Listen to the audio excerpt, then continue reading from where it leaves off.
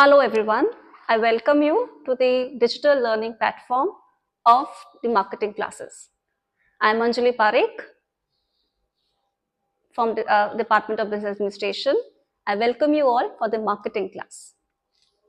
So the topic for the day is the market segmentation. Now you must be wondering what market segmentation is. Market segmentation is basically a topic which is often learned by in connection with three words. One is segmentation, targeting and positioning.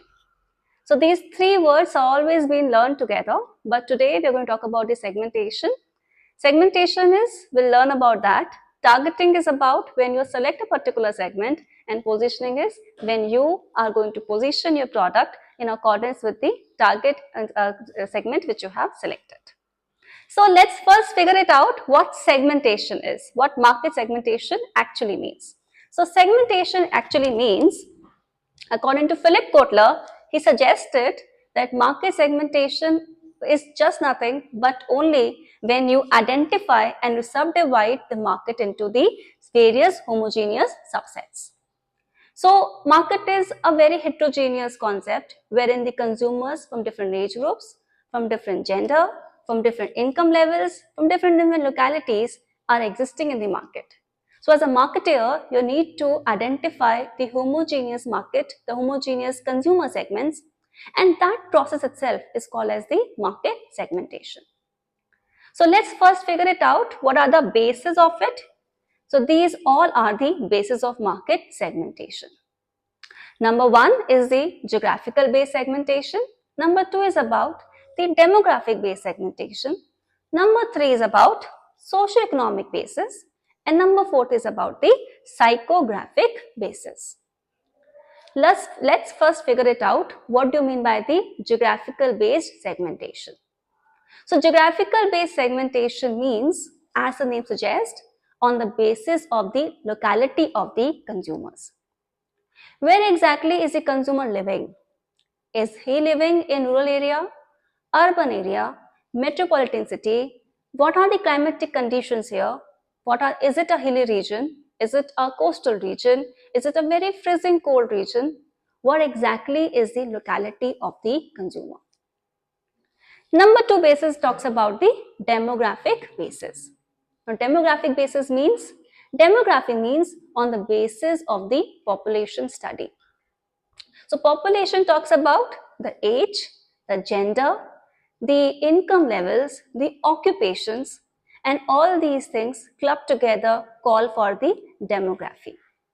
So when we are segmenting, identifying homogeneous consumer sets on the basis of same gender or same income levels or on the basis of same age group, that's what we call as the demographic basis. Number three talks about the socio-economic basis. Now it's based on two words, society and the economic basis. So the segmentation done on the basis of societal structures, economic structures, that is what we call as the socio-economic basis. Number fourth one, and very popular these days, is the psychographic basis. Psychographic basis means, as the name suggests, on the basis of the psychology, on that basis, we are categorizing the consumers. So what exactly is the mindset? What exactly is the thinking pattern? Is there a need for achievement? Is there a success narrative? All these pointers are taken into this particular proportion. So these all are the basis of the market segmentation. Now it's also important for us to learn what are the criteria of a good segment. So these all are the criteria for a good segment. Number one talks about the differentiation. Whatever segment you have identified, you must have a scope to do some kind of differentiation.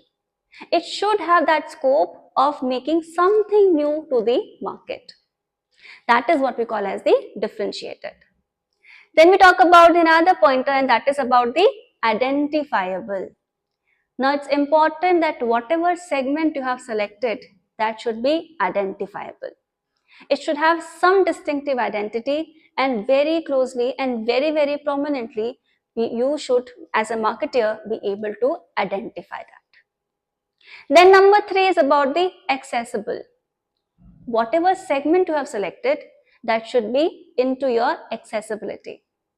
If you have chosen a market segment which is very far from you, or you cannot reach to that market segment quite often, please do not select that.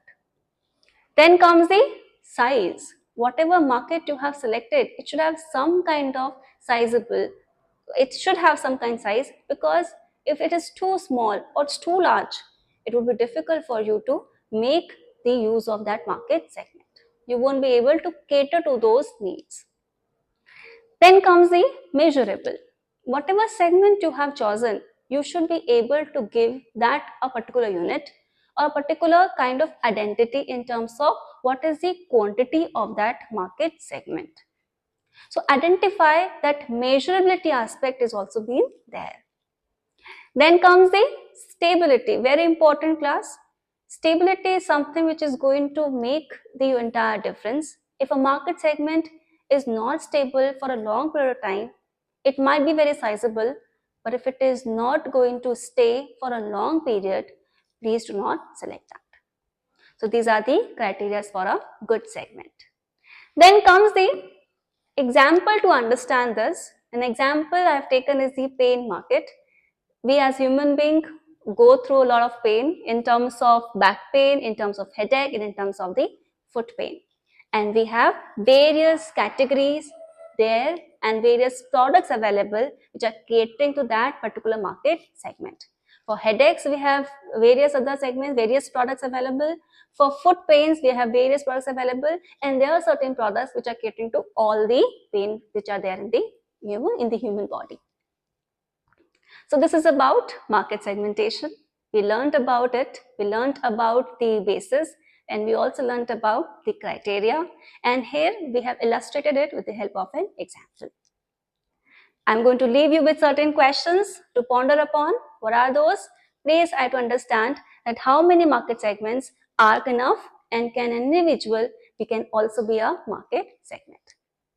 With this, thank you very much. This is it for today. Thank you.